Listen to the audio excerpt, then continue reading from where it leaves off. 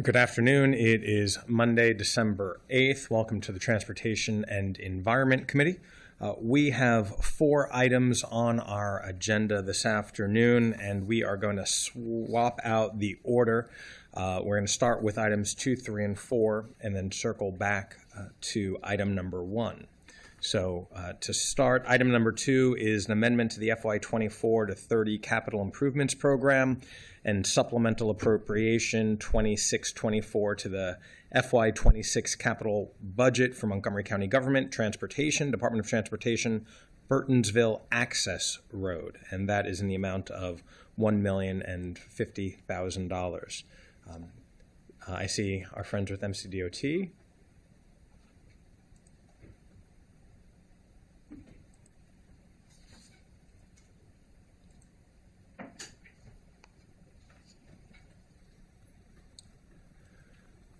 As I noted, this is a supplemental appropriation.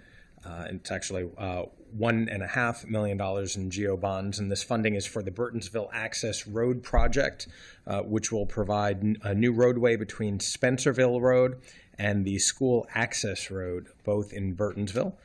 And my understanding is that this appropriation is necessary because as work has begun, it was determined that the soil beneath that road or the soil underneath where the road would go is not solid enough, and so greater reinforcements are needed to make that road possible.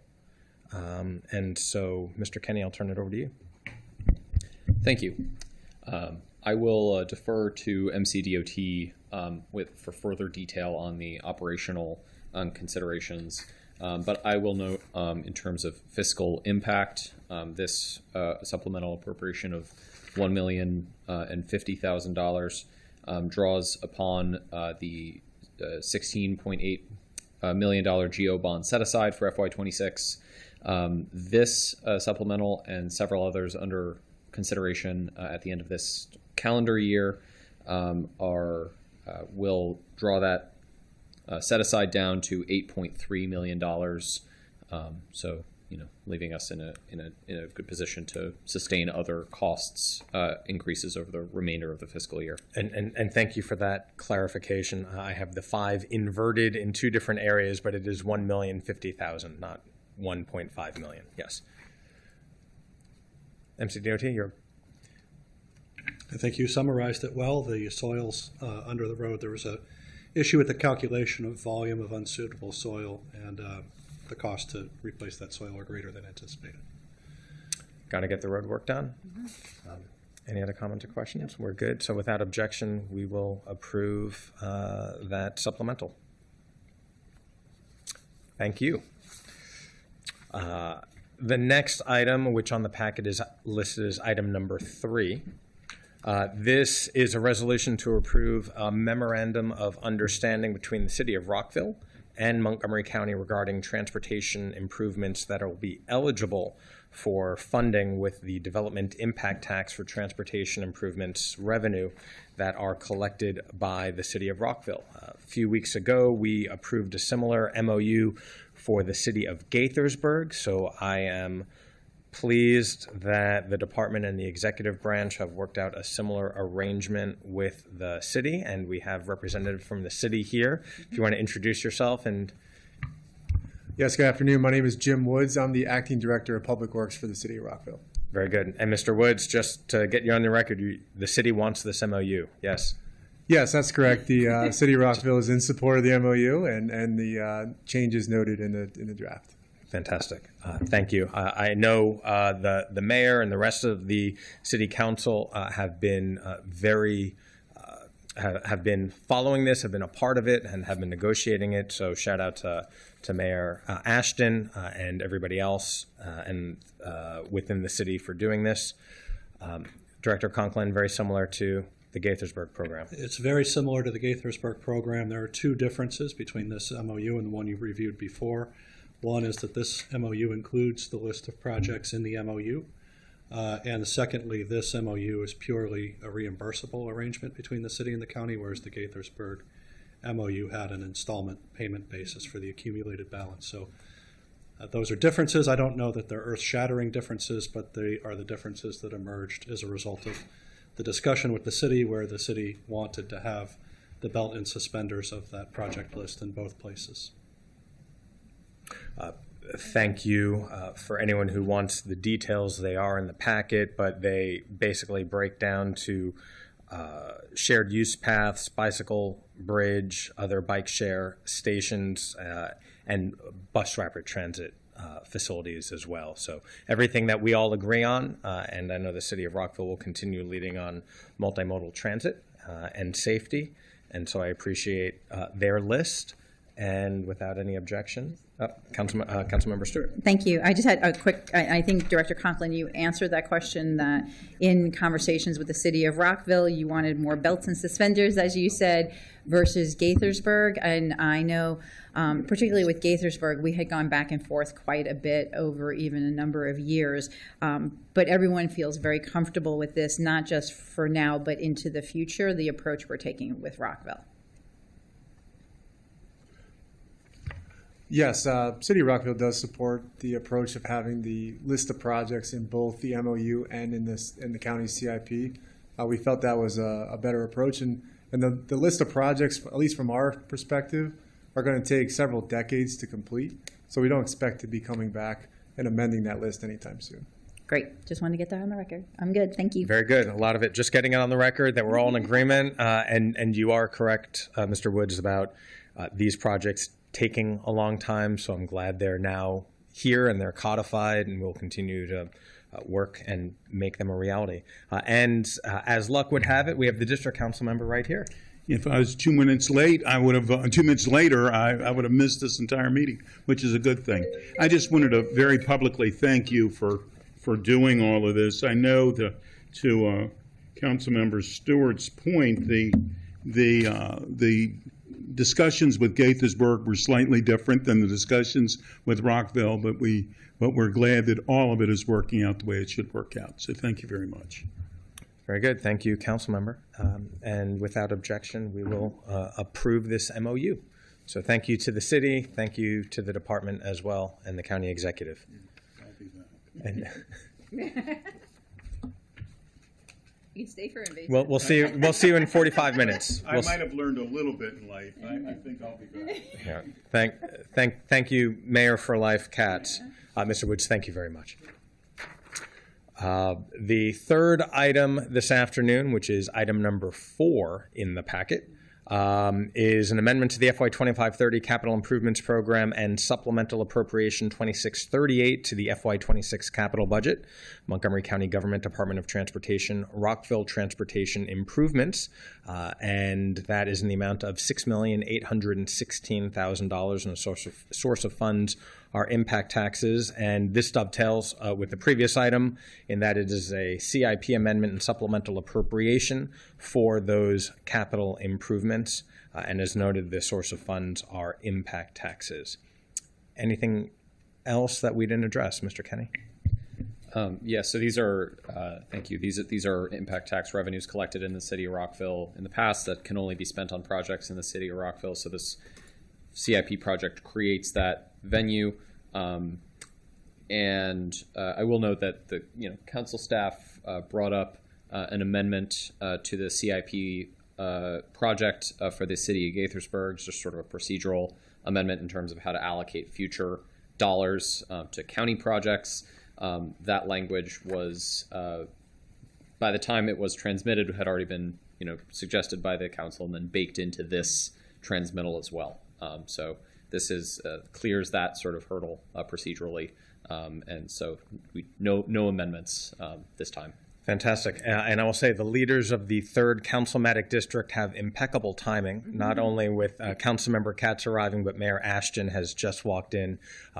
Good news, we already approved the MOU. We're now at the capital budget, so welcome any comments that you want to share, Madam Mayor. Thank you. I just want to say this has been long awaited. We appreciate all the work with your team to get this impact tax approved. We have projects ready to go, and so we appreciate the swift action on this, and thank you to the Rockville team as well. Fantastic. And we were collectively noting the scope of the projects that you've identified, and they're really worthy projects that won't be built overnight, but I'm glad they're already shovel ready for some of them, and we look forward to that continued partnership. So thank you, Madam Mayor. Director Conklin, you're good? Thank you. Okay. Thank you. We're good. So without objection, we will approve that that special appropriation as well. I'm sorry, the special appropriation to the FY26 capital budget. Thank you to the city and to MCDOT and to budget. And Mr. Kenny. And now the T&E committee will put on the E hat and circle back to item number 1 on our agenda, which will take a little more time to dig into.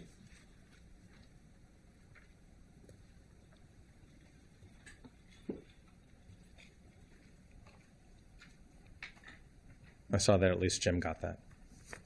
Okay. So, welcome everybody. This item is a review of Bill 2625, Vegetation Invasive Plants. I introduced this legislation earlier this year so that we would be able to exempt native plants and grasses from weed removal requirements and prohibit the sale of invasive bamboo. Last year, in the General Assembly, Delegate Linda Foley introduced legislation and passed legislation that allow local jurisdictions to moderate the sale of invasive bamboo, recognizing that it sometimes pits neighbors against neighbors and that it costs a lot of money to remediate. And so we're working to figure out how to ease concerns among certain communities and also promote more pollinators in Montgomery County, recognizing we're in a climate crisis and that there are struggles with birds, bees, and other types of flora and fauna as well. And so what this bill does is redefines the word weed and provides a new definition as a native plant and grass. And in working with a number of native plant experts, the Department of Environmental Protection and also the Department of Housing and Community Affairs, we've proposed several amendments that we'll get into in this packet. And then we'll have the conversation with DEP about other amendments that you have proposed or thoughts for additional consideration. But with that, Mr. Gorzalak, I'll turn it over to you to walk us through. Yeah, of course. So Chair Glass gave an excellent overview of his bill, so I'll just jump through, quickly go through the impact statements as well as the public testimony. Then the executive branch did bring a PowerPoint presentation with them. I think it might make sense for them to make any introductory remarks, introduce themselves as well, and go through that PowerPoint before we march through the amendments in the staff report. Appreciate that. So if everybody wants to introduce yourself, we'll start over here and work our way down. Good afternoon. I'm Laura Miller with the Montgomery County's Department of Environmental Protection. I'm Jody Rose, Section Chief for Stewardship in the Watershed Restoration Division in the Department of Environmental Protection. Mary Travellini, also with the Department of Environmental Protection. Good afternoon. I'm Nathan Bovell. I'm the Division Chief for Community Development at DHCA. And good afternoon, Tamala Robinson. I am the Manager for Code Enforcement with DHCA. Okay. So I do know that you have a PowerPoint ready to go. I have some amendments that I would like to introduce, so let's first dispense of those amendments, and then we can take up the PowerPoint, which is predicated on the amendments that you have offered, correct? I think that's a fair way. Sounds great. I'll march through the impact statements really quickly first. Okay. All right. The fiscal impact, DEP did not anticipate a fiscal impact through OMB. The Office of Legislative Oversight noted a small but positive impact on their climate assessment. Minimal impact on racial equity and social justice, and minimal impact on economic impact from the Office of Legislative Oversight. There was a large amount of public testimony, but frankly, a lot of it was related to the companion ZTA that was introduced with this. To the extent testimony submitted either written or in person before the council was actually touching on 2625, it was overwhelmingly in support of the bill. So moving through the amendments that are set forth in the staff report beginning on page 3. Chair Glass, would you like to speak to each of these, or would you like me to? If you want to introduce it, and then I'll speak to it. Perfect. So as introduced, Bill 2625 retained what was the existing definition of weed, which had sort of an enumerated list that was not perfectly all-encompassing. It included some of what has been identified as a noxious weed or invasive species by various state entities, but it was not exhaustive, but it had some of those. So this amendment would delete the enumerated list of different species that were within the definition of weed, but then rather notes that points to the list maintained by the Maryland Department of Agriculture by regulation, as well as the Maryland Invasive Species Council list of invasive species of concern. I will note on page A4 of the memorandum submitted by the CE, there is an amendment that sort of touches on this same area of the bill, and it's all part of a different regulatory scheme that's set forth in page A3 through A5 of the addendum. And I'll pick up on that last point first, and for colleagues and for the administration that's here. The reason I want to go through my amendments is to refine some of what was introduced, which is based on the public input and input also with the administration. And then you also have some thoughts after. So we'll take up my bill on the legislative side first, and then we'll hear the executive side and the possible amendments there. So colleagues, so this first amendment does, let me phrase it this way. We were trying to find a set of plants based on various organizations, levels of government. From, first we started looking at the Department of Agriculture at the national level, and then what we've whittled it down to is referencing and mirroring the Maryland Department of Agriculture and the Maryland Invasive Species Council, so that we can all be aligned in our definitions of those plants. And so that is the amendment that I'm putting forward now. Okay, yeah. Without objection. All right. The second amendment set forth was to allow for an immediate action for the protection of public health and safety, as set forth on pages 3 to 4 of the staff report. It would note that if the Director of Housing and Community Affairs finds the immediate action is needed to protect the public health and safety as a result of violation, the Director may order the owner to immediately correct or abate the violation. I will also flag that on addendum page 6, there is a similar but distinct amendment offered by the executive branch. Thank you, Mr. Orgorzelak. So in all of our conversations, there was some concern stated about either the plants, the native plants that would be growing, but more so it was about what would be attracted by those native plants. And there was some concern stated about animals or insects that would gravitate towards those native plants. And so recognizing that nature is nature, but some people might not like that, this amendment allows DHCA to make corrective action if something is deemed improper. Yeah, Councilmember Balcom. Oh yeah, no, I'm good. So thank you, and I appreciate that. So my concern is what might happen is the individual homeowners who are who this will apply to may not have the means to rectify it, to mow or take care of it. And I think that there might be an outsized impact on people who simply don't have the means, either financially or even physically or mentally, be able to handle it. So I do have a concern about that, the immediate action. I understand that the law is already in place for a 10-day notice, and it would be interesting to see what happens if the individual just can't physically do that.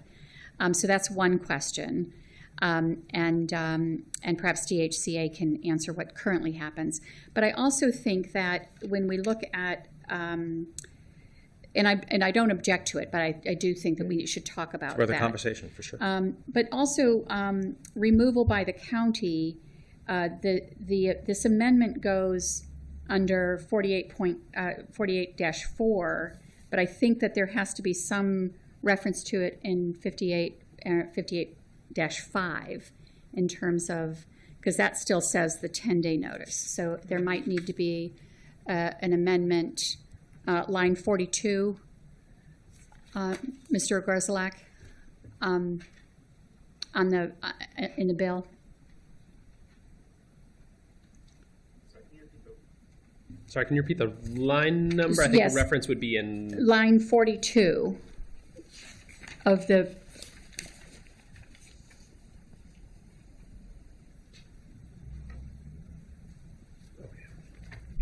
Yes, I see it. Thank you. yeah, so perhaps it would say within the notice period. I think that would be fine. As a practical matter, and Ms. Robinson or Mr. Bovell can comment as well, typically the county does not go in for what's colloquially called a clean and lean until it also has a court order to such, which is well beyond, but I don't know if you can refine that. So currently, under 2615, which is our, we would go in, and that requires us to post a property and give 10-day notice before we actually perform the cleaning lien. So it would contradict 26 if we didn't put the 10-day notice in there. 2615, severe conditions. Well, I guess the question is, if in the notice we're saying that there's a 10-day notice period, but in the case of an emergency, it's immediate, right? That's what that amendment says, and so there has to be some reference to that, or the removal by the county isn't immediate. So it isn't immediate now currently either, because we do have to give that 10-day period for us to go in. And so even though it's health and safety under severe conditions, we're required to give that notice and allow the property owner to do it prior to going in. Which is contradictory to the amendment that's on the table. I agree with the disconnect that Councilmember Balcom is pointing out here, that with the addition of the amendment, I think it's a fair point to say that if there was something that DHCA deemed to be of such urgency that immediate action was taken, right now as drafted, even with the second amendment that we're talking about here, there would not be a mechanism for DHCA to come in and remove the violation until 10 days occurs, which I think to Councilmember Balcom's point would sort of defeat the purpose of why do we have this immediacy. So I understand, and I think that the offered amendment would, from Councilmember Balcom, in line 42 of the bill as introduced, would be does not comply within the applicable notice period rather than 10 days. And that would capture both the 10 days for normal violations as well as the immediate requirement for this. Now, of course, that would open up questions of, well, how long does immediate mean? How long does DHCA have to wait before, after giving the immediate, is 48 hours sufficient? Which is why, in terms of actual application, typically the county waits for a court order to issue an abatement order, which allows them to execute on these. But certainly they're not required to under the county code. And they don't, it's not universal that they would do that. But I definitely take Councilmember Balcom's point that to sort of align the immediacy of the violation with the ultimate rectification of the violation, it might make sense to include that amendment as well. Thank you. And then from the perspective of when you do go in and clean, is there anecdotal or data to show who these homeowners are and whether they have the means to do it themselves? We can certainly, try to get that data for you. Typically, it's most of our vacant properties that we'll have to go in and clean. Sometimes there are, as you stated, residents that may not be able to afford that. Typically, we try to work with them to see what we could do, but then we, at a certain point when it becomes that severe, we have to take action. But I can certainly... Yeah, and is there a way... What I'm concerned about is, we have residents who are just holding on to their homes by a thread. And if this puts it over the edge, what resources does the county have to go in there and help them without placing a lien on their property?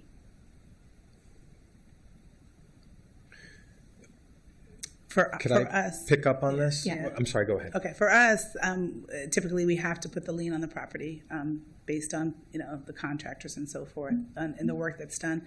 I don't know of a resource that could assist, but there are some nonprofits that we kind of refer them to say, hey, can you that may be able to help, and certainly we would give them that referral, but. And roughly how many a year do you do of these kinds of clean and things? liens? I can get that number for you. I just, from 100 like, are to we talking about 150? 3 Yeah. or are we talking about 300 kind of thing? Yeah, anywhere from 100 to 150 per, and typically during the growing season is when we actually perform these. Okay, thank you. So those are just my concerns on that.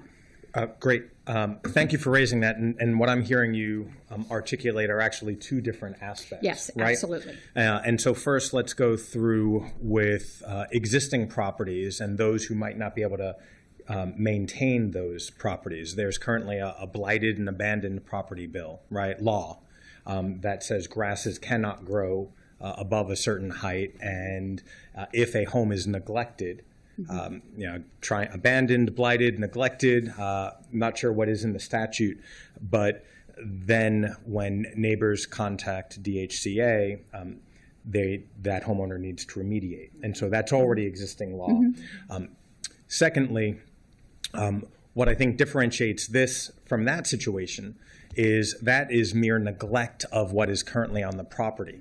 What this legislation intends to do is protect the intentional growth of vegetation, right? And so I'm not sure where the neglect would come in because it's intentional growth. But if there is an emergency, if there's a pest or something, the second half of your question was about the 10 days and about the immediacy. And I'm just, the question I'll ask in return is, what is the immediacy? What is the immediate emergency that would accompany vegetation that has grown? If it is an animal or an insect, what needs to be remediated within that certain time period that can't wait 10 days or so forth?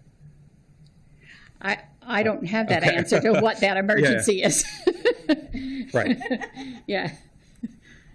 And I'm not sure there is one. Right. Yeah. Someone might not like whatever animal or insect that exists in our community, underscore and highlight that. Animals and insects that exist in our community, they might not like them being outside down the block, but it is nothing in my, I don't believe that it rises to an emergency level.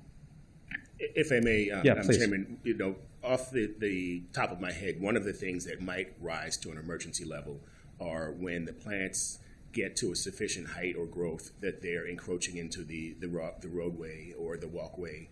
If addresses aren't available, so if emergency personnel were going to respond to an emergency and you can't identify the address of a house, that would constitute an emergency.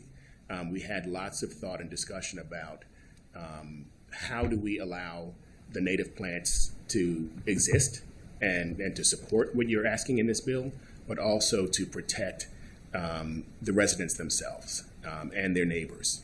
So I think when we think about addresses, when we think about growth that comes into the walkway, growth that blocks signage, growth that blocks the view from driveways or roadways, those are the types of things that we would consider an emergency because they could actually lead to other hazards. We also had some discussions about pest infestation, and certain types of growth may contribute to those types of things, and we don't want to contribute to that, but we want to allow the native plants to exist. So I think there are some conditions that we need to consider as emergency and that need to be remediated. I appreciate you elaborating on that. Yeah, Councilmember Stewart. Thank you. Just getting back to the point of where this exists in other law. So I guess I'm raising the same questions as the chair is why this is needed here. I'm for the native plants, but I'm also not for native plants blocking signs and blocking walkways. Right. So it doesn't make a difference to me if it's native or invasive. If it's endangering public health or safety, and that is already taken care of in other parts of our code, why do we need this? Some of them are in other parts of the code, but some of them also may sort of overlap or conflict with the native plants, and that was one of the reasons why we had changed this to look at vegetation in general so it can address all aspects. I actually had some prepared statements that we're going to go through some of our concerns that might be helpful for us to go through before we go through each of the articles, if you would be amenable to that. I'm open to it, but I also know that you have your own amendments.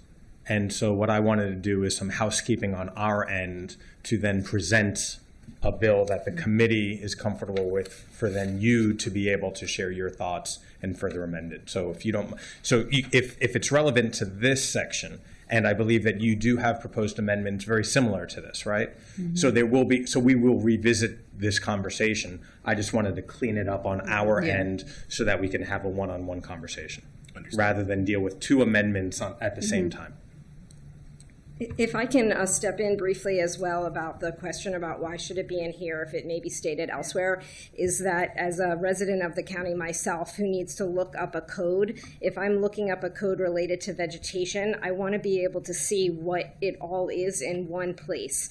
And instead of it saying in here that there's a reference back to another code, which is very complicated for folks that might struggle with access into information, and if you look up something in ComCore and you even use certain search terms, it's very difficult to get down to the core of what applies to my property. So there are instances where DHCA and as well as other supporting agencies like DEP, DOT, DGS, DPS, because this law would apply also to county properties, it would be very clear to a stakeholder that when they're in here that it is stated related to vegetation, not necessarily a reference back to another code. Yeah, I very much appreciate that. I'm going to leave that to Mr. Ogorzalak because part of the issue of why when we do bills, we reference other parts of the code is because then if we change something, it's automatically changed throughout. So what happens if we just try and take language and make sure we're repeating it in different parts, we can inadvertently make a change to something and not make that throughout the code, and that happens, and then that adds to confusion. So I really appreciate that point, and this is something I would leave to our attorneys as we're thinking about this, because there are reasons why we refer to other parts of the code and do that to make sure that if we go back and make changes, that it's carried through. So I want to go back to Councilmember Balcom's point, right? And if I heard you correctly, you would just prefer to strike this amendment or streamline it? Well, the question, the overarching question is, what does immediate mean, right? And from the perspective of, we already have 10 days in place, and when we talk about an emergency, if we're talking about plant growth that's covering the street sign, that's been going on for a very long time, or covering the sidewalk. And so the immediacy may be that that's when the complaint happened, but I don't I don't see the immediacy of coming in somewhere between. It's not going to be that day. It might be the day after, 2 days later. So the difference between coming in and cleaning it out in 3 or 4 days to 10 days, it seems a little bit arbitrary because the emergency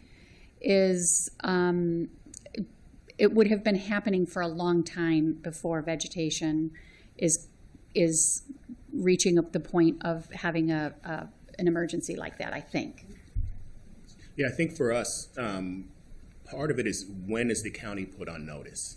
So if we receive a complaint and we go out and investigate, at that point, the county has been put on notice that there is a condition that occurs that could be detrimental to something.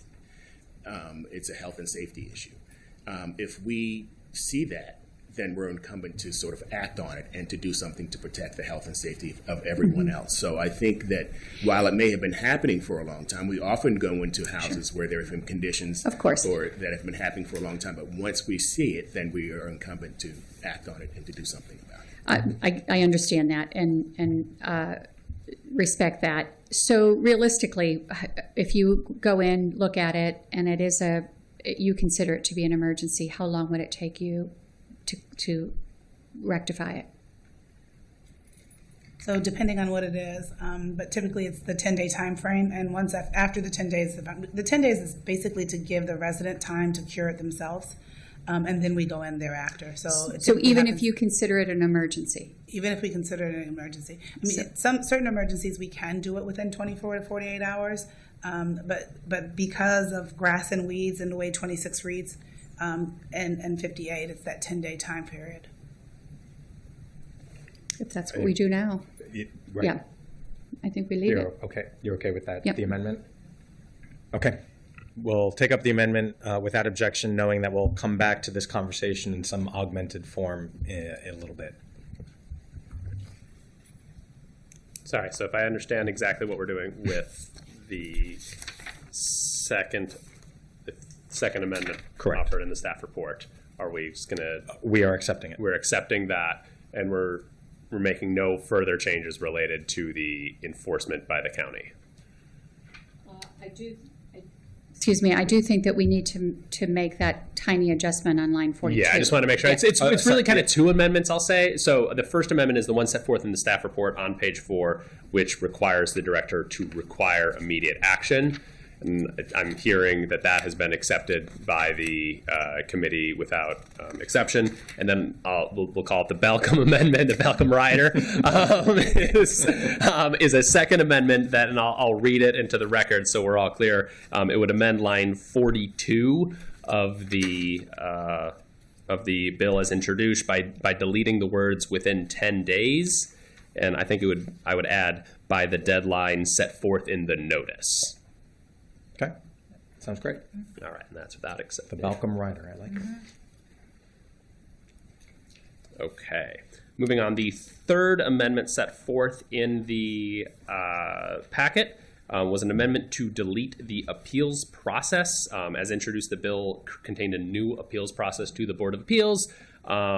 This would simply just delete that and go back to the way it is presently enforced. I'll note that pages A6 and A7 of the executive's memorandum include an identical proposed amendment. Thank you for articulating that. This basically clears up that as we were working through the legislative process, an original draft referenced the removal of the bamboo, recognizing the actual fiscal note that would incur. We're completely removing that without objection. Great. Okay, so moving on to Amendment 4, also on page 4 of the staff report. This is related to Article 2 of Chapter 58, the second turn of the bill. And this is an amendment to clarify the definition of invasive bamboo. It is strictly sort of a biological explanation of how best to define the problem that the bill is seeking to address. Again, when this bill was in draft form and after it got introduced, we heard from incredible experts all throughout the county and state who wanted to share their expertise with us. And this amendment and definition is where we landed in terms of invasive bamboo. Without objection. The fifth amendment set forth in the staff report, starting on page 4 and spilling on to page 5, is an amendment to exempt certain consumer bamboo uses from regulation and to clarify the restriction on planting and transplanting invasive bamboo. This amendment really unfolds as two parts. The first would clarify, it's in the letter A of this section, that the sale of invasive bamboo does not include indoor bamboo houseplants and decoration, bamboo for consumption, and cut and dried bamboo stalks. Basically, the language as it had been introduced was a little bit overbroad for what the intent of this was, which was to deal with bamboo in yards that is actually causing a problem. These are the types of bamboo that are still sold, but do not cause, they don't create that same issue within the county. And then letter B just clarifies that a person may not plant or transplant invasive bamboo on any property in the county. So this would capture that sort of bamboo that might be purchased outside of the county, but then brought in and planted or moved about to prohibit that as well. This is the heart of the legislation and the work that Delegate Foley did in Annapolis to make sure that the invasive bamboo does not continue spreading, and the best way to do that is by prohibiting the sale and planting of it, and that's what this amendment further clarifies. And I'll just flag, sorry, before the vote, just as I've been doing on addendum page 7, the executive actually deleted the sale element or in a proposed amendment, and then the second element related to the transplant and planting, they offered an identical. Again, we will get to that in due time. We just want to present the cleaner bill to them. So without objection on this language, great. And then we have one more. One more, and this relates to the delegation of authority over invasive bamboo regulation. The amendment set forth here on page 5 of the staff report would basically bifurcate so that the violations related to the sale of bamboo within the county would go to the Department of Environmental Protection, which my understanding from the executive branch is they are, and as set forth in their memorandum, that is the best agency to enforce that prohibition. That was a lengthy conversation during the bill writing, which department would monitor this, and DEP won. So congratulations, DEP. And that's what this amendment clarifies, without objection. And so those are the amendments. Now, I appreciate DHCA and DEP joining us because you all have a number of thoughts. You have your own PowerPoint presentation and you have your amendments that you would like for consideration for us. So with that, Mr. LaBelle, I'll turn it over to you if you want to walk us through your PowerPoint. Oh, thank you so much. Before we get to the PowerPoint, we do have a brief prepared statement. I'm not a speed reader, but I'm going to try to get through it the floor is yours. As quickly as possible. Let me first begin by stating that DEP and DHCA and other departments fully support the intent of this bill. Our joint efforts have been focused on ensuring that the components of this bill are enforceable, clearly understood by the county officials, county residents, and the staff that are charged with enforcing it. While it's unfortunate that you didn't get our recommendations earlier, we prepared and transmitted through the county exec our recommendations to this bill. While on the surface, a lot in this bill appears to be very clear and very simple, the implementation and enforcement is actually quite complicated. The collective departments have worked diligently to identify items that require further clarification or revision in an effort to strengthen the bill. We're collectively available in this environment or others to clarify and address any questions you might have. So I'm going to sort of go through our statements here. The county exec offers amendments to the bill for council's consideration. The Departments of Housing and Community Affairs and the Departments of Environmental Protection worked with several departments to develop and build upon the bill to increase native plants and the acceptance of native alternatives to traditional lawns. While DHCA enforces Chapter 58, we've worked closely for months with DEP to review the bill and to meticulously develop further amendments to enhance enforcement. These proposed revisions to the bill, along with descriptions of the changes, are provided in the staff package. Additionally, we have prepared slides to illustrate how the proposed revisions would actually be enforced. DHCA and DEP have long recognized the need to revise Chapter 58. The departments have regularly discussed complaints regarding vegetation that were challenging to address, and the introduction of Bill 2625 created a timely opportunity to update the code and provide for more effective administration of the chapter. We have solicited and received input from other departments whose enforcement efforts and operations are impacted by this section of the code, including permitting services, transportation, and Department of General Services. We're hoping to work closely to ensure that all of the code is robust, enforceable, and clear to property owners, and we'd like the opportunity to review the suggested amendments. So here's where I'd like to go through some of our changes to the articles. Proposed languages clarifies ambiguities for property owners and assists county inspectors who have limited plant identification knowledge, making education and enforcement cleaner. Proposed definitions eliminate the need for specific plant identification while encouraging a broader acceptance of native plants and naturalized gardens. Furthermore, this removes the need for plant lists, which are limiting and require regular revisions. Personally, as I've done some research on some of this, there are plants that were initially considered to be invasive that were later found to be native. And as this process continues to grow, I think more of that's going to be happen, which is one of the reasons, more of that will happen, which is one of the reasons why we wanted to be more broad on our approach. These proposed amendments open the door to well-maintained meadows and patches of new forest in place of monoculture lawns, and allowing vegetation not to exceed current height restrictions throughout most areas of a property. This is a desired goal of our constituents and aligns with the county goals and also with this bill. Language is proposed to clarify the conditions in which vegetation is regulated, simplify enforcement actions for DHCA, and support goals to allow for more native plants.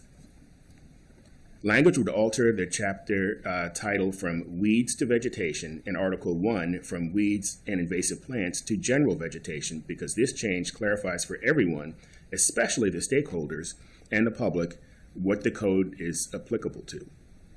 Definitions would be amended to alter types of properties subject to Chapter 58. The current language for the applicability limits Chapter 58 only to subdivisions, which are narrowly defined and does not include all private or county property. DHCA currently uses Chapter 26 to address most vegetation enforcement matters. Proposed definitions will change the applicability of the law by removing the definition of subdivision and adding definitions of persons and property owners. I think that's a huge component that we need to consider as we move forward with this. Proposed amendments to add a definition of lawns to clarify enforcement of neglected areas. DHCA currently relies on Chapter 26 to manage overgrown lawns, but defining and regulating overgrown lawns is best regulated within Chapter 58. Language would remove the proposed definition of native plants and existing definitions of weeds and add new definitions of vegetation. DHCA and DEP do not have staff sufficiently trained in plant identification to identify herbaceous plants year-round. An expert level of botanical knowledge is required to identify thousands of different plants during all 4 seasons, and there are no county staff with these skills. DHCA has received over 700 weed complaints in FY25 alone. It is not operationally feasible to enforce complaints about weeds if inspectors are required to identify specific native plants.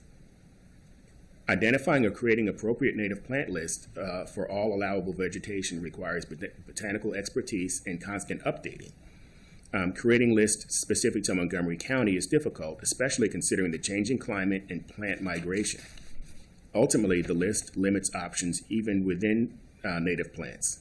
Collectively revising the bill with these definitions allows for more native plants to be acceptable in most situations while providing clarity during inspections and enforcement without the need for identifying individual plants.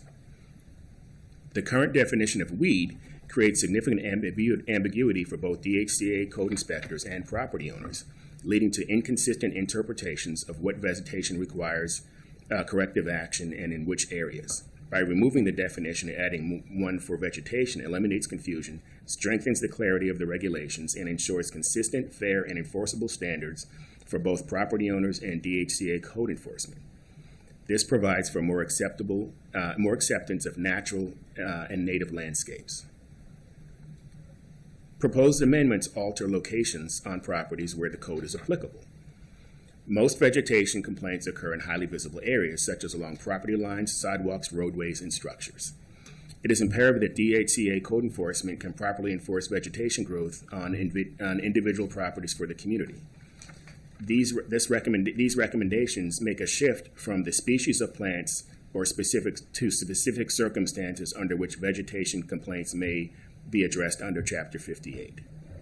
The proposed amendment states that a person or property owner must not allow vegetation to grow more than 12 inches high within 10 feet of the property boundary, structure, sidewalk, or curb, unless it is intentionally maintained with techniques such as regular pruning, weeding, mulching, edging, or other routine garden maintenance. Mr. Bovell? Yes. If I may, is this part of the PowerPoint presentation? The implementation of how to interpret it is part of the PowerPoint presentation. Because what you're sharing is an overview. It sounds like it will be part of the commentary on the PowerPoint, and then you're also talking about amendments that are being proposed, and so there might be redundancies in the presentation. So do you propose that we go through the PowerPoint presentation or continue? Owner to trim any blocking visibility or inhibiting free or safe passage here. And then again, what is native and what is not. So here are examples of gardens that would require code enforcement if a proposed amendment from the executives are adopted. It would require lawns to be mowed and kept below 12 inches, which is currently under our Chapter 26. Mulch beds that became weedy but not within 10 feet of property lines, so no enforcement would be needed in this area. But it requires vegetation management near the mailboxes and curb edges. And then, no cues to care or inhibits free and safe passages of moving or parked cars here, as you can see. Requires trimming vegetation and showing cues to care within the 10 feet of the curb. And then no cues to care within 10 feet of the property line and structures. A state noxious weed has taken over the gardens here and requires vegetation management. So vegetation is blocking windows, structural inspections, which requires vegetation management within 10 feet of the structure, especially when you're dealing with the egress that is coming up the home. So we'd have to enforce that. And then again, what is native and what is not. Vegetation covering windows, again, same type of situation here where it's covering windows and doors, air units, and preventing home safety inspections. Multiple code administered by DHC are applicable here. And vegetation spreading past property lines require vegetation management within the 10 feet property line, which is around here. And that was basically what we wanted to kind of give you an idea of what we... Okay, thank you for that PowerPoint presentation. Mr. Bovell, what I will do is turn it over to Mr. Gorzalek to walk us through some of the additional thoughts and amendments that you have proposed, which are addendum to the packet. Yes, I can walk through those, and I'll note for the record that the executive sent these amendments over on Friday afternoon, which is why they're not in the initial staff report, and also to clarify that any of these amendments would need to be offered by a committee member for a vote. The first amendment offered by the executive branch is on page 2A2 of the addendum. It would actually amend the title, the chapter title and article title.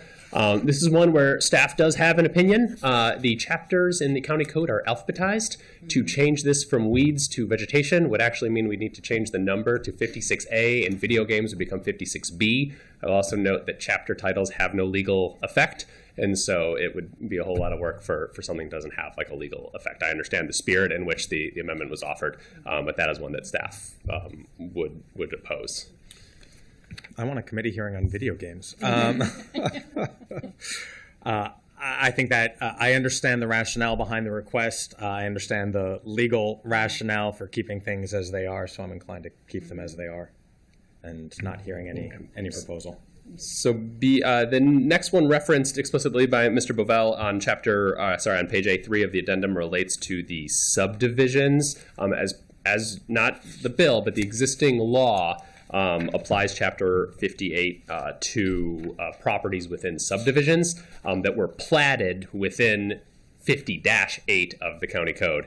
This is almost everything that we would think of as, you know, the sort of apartment buildings, homes, single-family homes, multifamily homes, the sort of things that that is probably what people are thinking about when they think about this. Now, in the Ag Reserve and Up County, there is probably more property that has not been platted, so that is not subject to this. And it's entirely possible that it's not what we would traditionally think of as Down County, but sort of like Down County, sort of like Rockville and Down, or Gaithersburg and Down, there may be pockets where something hasn't been platted. But as a general proposition, we didn't have time to get, you know, a percentage or a list of properties from planning. This would not have a significant impact, I'll note, but this would just extend. This proposed amendment would just extend the application of Chapter 58 beyond just those properties that are within a subdivision that was platted under Chapter 50-8. Okay.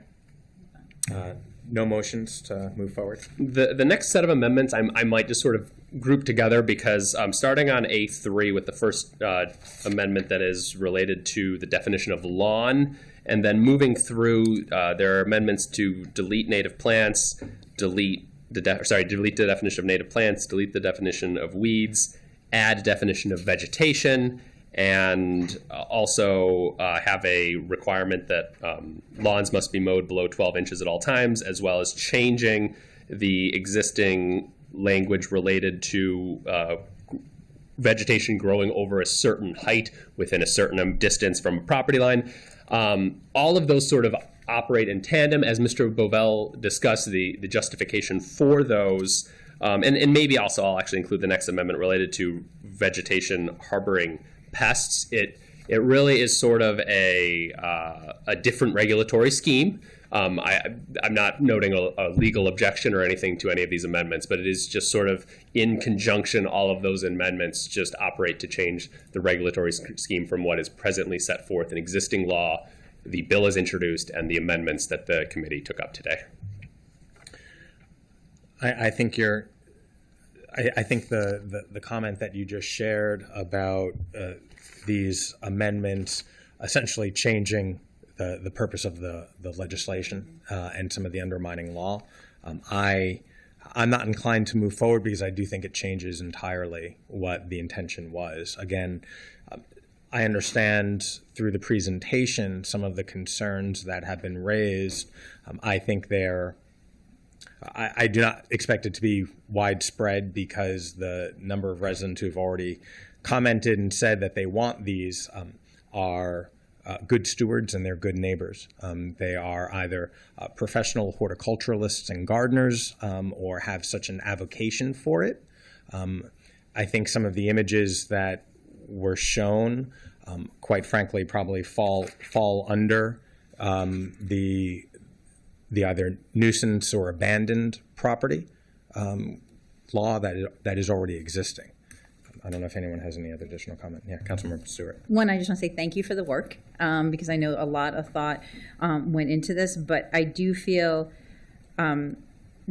similarly to the chair that I am hesitant to move forward with these amendments, given that it seems to take us in a different direction than what was the purpose of this bill's intent and what we held a public hearing, what people thought we were doing today in committee. And I will be honest, having gotten these, and I know there was a lot of work that went into it, late on a Friday and trying to work our way through it over the weekend. And I'm going to fully admit, I am not a gardener. I am not a horticulturist. And so before I would even say, I think these are a good idea, there's a lot more I would want to hear from the public on this and try and vet that. So it's not to say that this isn't going in a good direction. It well may be, and you all are on the front lines doing this work. But I would very much encourage the county exec that if he wants these changes to be made, that he send them over to us to be made in a separate bill, and that we take them up in the appropriate way with a public hearing, with community input. I appreciate those comments, and again, this is just a law. that is always subject for amendment and reconsideration, not only on the residential side as neighbors see it being implemented, but also from the administration side. If there are questions that are raised or workloads that are changed because of it, this is an ongoing conversation, but this is the starting point, right, as we've had that public discussion. Councilmember? Yes, same. Okay. So the next amendment set forth on addendum page 6 is similar to the amendment that the committee already considered related to immediate action for public health and safety. This amendment, though, did include reference to also allow the director, this is the director of DHCA, to require immediate action for violations in addition to Chapter 58 for violations of Chapter 8, 17, 22, and 26. This, again, is another one that staff would recommend not accepting. For one thing, council staff's position is that in Section 810, Section 1723, Section 2216, and Section 2615, these powers are already set forth for the applicable agencies. I would also flag that Chapter 8 and 17 are actually the agency authorized to take that action is actually the Department of Permitting Services, and for Chapter 22, it's Department of Permitting Services as well as it's the fire chief. And so for those, there also is a potential disconnect here where the DHC director is wading in potentially to areas that have already been delegated to other agency heads. Okay. We'll keep going. Okay. The next amendment set forth in the addendum relates to appeals. That was already discussed. The identical amendment was accepted by the committee. On page 7 of the addendum, returning to Article 2, which relates to invasive bamboo, the executive recommended deletion of the prohibition on the sale. And if you, to take this in tandem with the next amendments set forth on A8, it related more to bamboo that is already in the ground and a property owner's setting forth requirements for a property owner to treat, potentially remove, cut, take certain action related to bamboo that is in the ground. In essence, it sort of does the reverse of what is presently in the bill after the committee's votes. It removes the restriction on the sale, but then creates creates requirements for property owners for bamboo that's already existing. I'm not sure how to respond to this because I think Councilmember Stewart framed it in that these amendments came very last minute, so much so that there's an addenda that we have not been able to receive adequate public conversation about.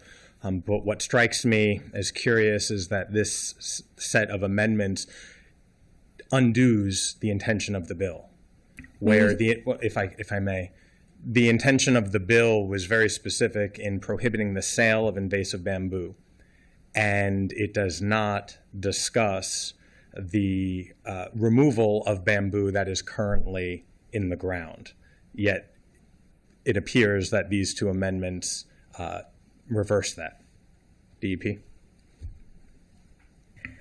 With all due respect, it isn't a reversal. I think it's an adding on. I think the pushback on the sale is just that within Montgomery County, there would be jurisdictions that would not have a similar ban.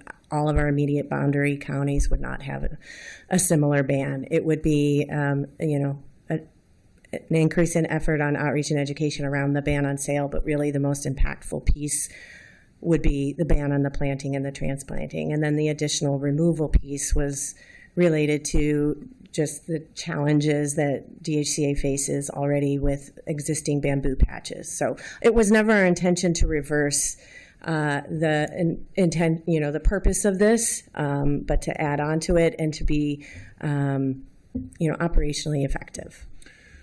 Thank you for elaborating on that. In our patchwork of government structure here, there are a lot of different laws that apply to the county, but they do not apply to the municipalities. And that rarely, if ever, stops us from doing what the county feels that we need to do. And the jurisdictions, be it the city of Tacoma Park or Rockville or Gaithersburg, can opt in and can mirror our policies. In some respect, sometimes they lead our policies, and the county ends up adopting them after. But from the standpoint as the main author, I think that we need to prohibit the sale of bamboo within the stores that are in the county jurisdiction. And then with regard to the removal, that's where I started this conversation, trying to determine how we could request the removal of bamboo when there are, Hatfield and McCoy disputes. There are real arguments and neighborly fights that have occurred because of that nature. And when we've learned the cost of remediation, speaking of costs, that is the highest cost of anything that we're talking about. It is not the cost or burden of a 10-day required notice to remove or trim back. It would be to hire experts to dig deep and to untrench some of that bamboo. And so rather than add that burden to residents, we wanted to do no harm moving forward, which is why the sale would be prohibited under the law. I don't know if colleagues have any comments. Yeah, I agree. In terms of the county having a prohibition on sale, we just went through the same arguments when we banned the leaf blowers. And that was one of the arguments that came to us. Well, you can buy a leaf blower online or other jurisdictions. And we dealt with that argument. So I agree with the chair on this. Again, I appreciate the clarification. Did you want to make a comment? I would very much like the opportunity to do so. Thank you. Can you lower your mic so we can hear you? Sure thing. There you go. So it was a three-part amendment. The first one was to, as you noted, remove this ban on the sale of it. But it was in addition to ban the planting and transplanting of it. So even if someone purchased it here, there, or in another jurisdiction, it could not be planted or installed across Montgomery County, which might be more effective than this banning the sale of it, maybe the two together for future debate. The third part of it was to require the management of bamboo in two specific instances. One, when it was within 10 feet of the property line or structure, to provide for free access and safety and in those types of hazardous conditions. And the second one was to manage the bamboo to eliminate conditions that would harbor things like colonies of birds that also harbor ticks, or rodents, standing water underneath of it. There's no intention of removing all of the bamboo, digging up the soil, or actually removing it,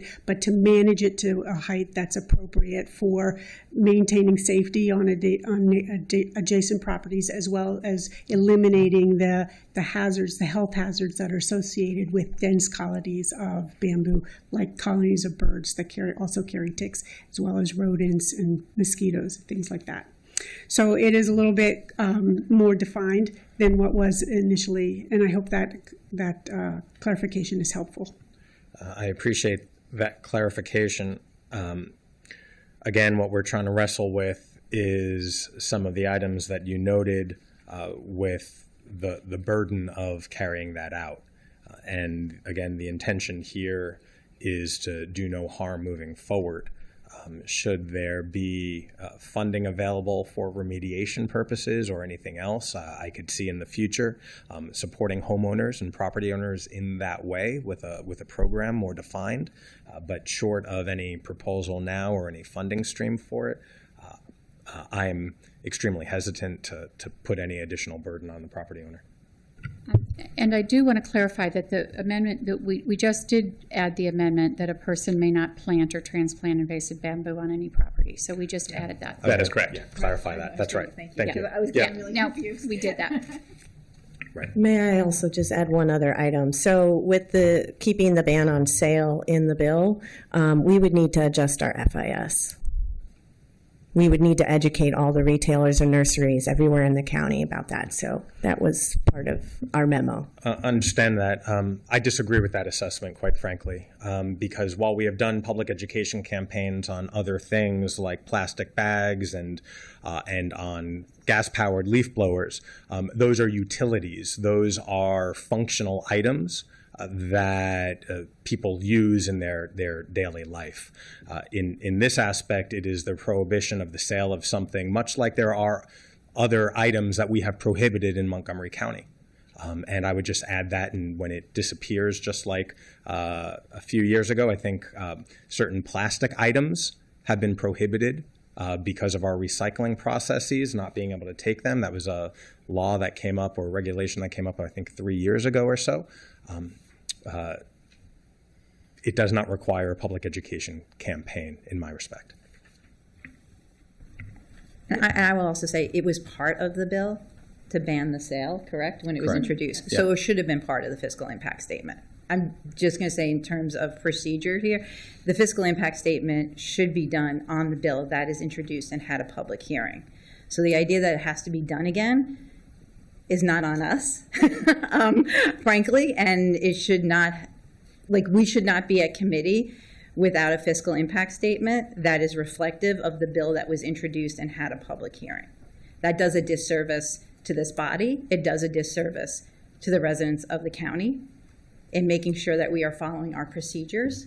Because I can say this body has requested updated fiscal impact statements when we've amended bills, and we have been told it would not be done again. So I just want to be clear that fiscal impact statements should be done on the bills as introduced and that have had public hearings. So I just want to make that clear for the public. And I think, again, again, these amendments got to us kind of late, and I understand the remediation piece, but remediation bamboo is so difficult, and I don't even know if this is actually the appropriate thing. And so I would also say I think this is a conversation we have to continue having, knowing that we have a lot of residents. I've gotten in between neighbors, and some of them have tried. They have dug trenches, put in the wood, and done all that, and it hasn't helped. Spent lots and lots of money. So I appreciate the intent here, but I would also think we need a little bit more time to think about what we're saying in terms of the 15 feet from adjacent property, the 6 inches, because in my experience, which is very limited, granted and anecdotal, even people who have tried to do things, it hasn't really worked and has become kind of a nightmare and very expensive for them. So I would want to continue this conversation to figure out, and hopefully if the county exec does send over additional changes to this chapter, maybe we can entertain them at that point. But I think we have to have more conversations about what does it mean to control and remediate bamboo. Appreciate the Government Operations Committee Chair. Fiscal statement, impact statements is something you've spent too much time talking about. I hear you loud and clear, and I do understand the amendment as was just noted. I just disagree with it. I do not think a public education campaign needs to be waged. Taxpayer dollars need to be spent to tell people that bamboo is no longer for sale, because it will just be no longer for sale. And that's what Google is for, right? So appreciate that. And if the county executive, shout out, if the county executive feels differently, he can include it in his budget, and we'll get that in a few months' time. If I may, thank you. We did actually, I think the question is actually we need a revised amendment. As we looked at these, and again, we apologize sincerely for how late these came over. DEP did a lot of research into the bamboo issue after this came over to us, and one of the challenges we recognize with the sale is that bamboo is not sold just for outdoor planting.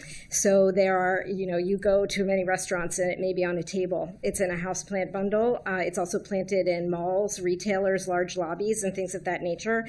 So we didn't see this as a public information campaign, but more for the nurseries. How do we differentiate when you can or cannot sell bamboo, and what is the intent that the person may do with that bamboo? So when we clarified that definition of what these running bamboos are, those running bamboos unfortunately are also in those household plants. They are in lobbies of retailers, et cetera. So there is a challenge for the retailers in what they can or cannot sell and what is the intent of that sale. So looking at the ban on the planting, we thought, aha, we have stumbled on something that takes care of this. If you can't plant it, you don't have to worry about whether or not it is sold for somebody in the county to use for another purpose. And the other thing also is that, sorry, I'm just losing my thought of the ban on the cutting of bamboo within those areas is that our adjacent jurisdictions, Prince George's County, Anne Arundel County, Fairfax, Fauquier, and Loudoun County have had similar bans for a while now, and Frederick is looking to adopt one as well. So we don't feel that we're coming out of the blue with something that is untenable to be able to figure out how to educate and enforce on, and it is complaint-driven. As you mentioned, many of them are coming through these really difficult cases, but if DHCA can start with the discussions in the beginning before it gets to that point, that would help a lot. I'll continue the theme that's been shared, that this is the start of this conversation, and if we can actually learn from other jurisdictions as to what best practices are, we kind of a follow-up after this law is passed and begun to be implemented as to how to refine it and maybe bring it more into accordance with other jurisdictions. And thank you. And I do believe that this very specific issue is one that we would need to inform and have another public hearing, because I think that the remediation and removal of existing bamboo is a much broader subject that will impact many more residents who I think would have a lot of opinion on that. I appreciate that. It does fundamentally change the nature of the legislation. So. Mr. Garza. And the final set of amendments, they are, according to the memorandum from the executive, non-substantive technical corrections. Legislative attorneys will look at those to the extent that any of these need to be incorporated into the law. The committee in footnote 3 has granted me that extraordinary power. So given the timing of these amendments, let's defer to staff to review them, and if we need to bring them up at full council, we'll do that. Wonderful. And then all that's left is the full vote. Okay. Appreciate this very robust conversation. I'm not going to say the pun, but we went into all the details and appreciate the perspective that DEP and DHCA have brought to the conversation. Recognizing that this is the start of it, and as our residents continue supporting our natural environment, we will keep tabs on this, and if we need to change the law or need to change aspects of our executive function to make sure that they coexist better. You've heard all three of us say that we want to do this, and if it happens to be in the budget or thereafter, you have our support to do what you all need to do so that our residents can continue supporting the natural environment that we live in. Yeah, I would just respectfully request that if there are further discussions or amendments or any other sort of additions to this, that maybe it's considered to be under the TE and a joint PHP committee, because most of what we do is with PHP. So I would just recommend. Duly noted. The other bill I had went to PHP because that was specifically zoning, and that one might have a second hearing. We'll find out. I'll ask the chair. But appreciate this conversation. So colleagues, all those in favor of this amended legislation? And that's 3-0. Thank you very much. Thank you, Mr. Garzalak. Thank you again, DHCA and DEP. We are going to have a joint session with public safety to talk about an entirely different issue. Let's take a 5-minute break, and we'll return. So thank you, everybody. Have a good afternoon. Thank you very much.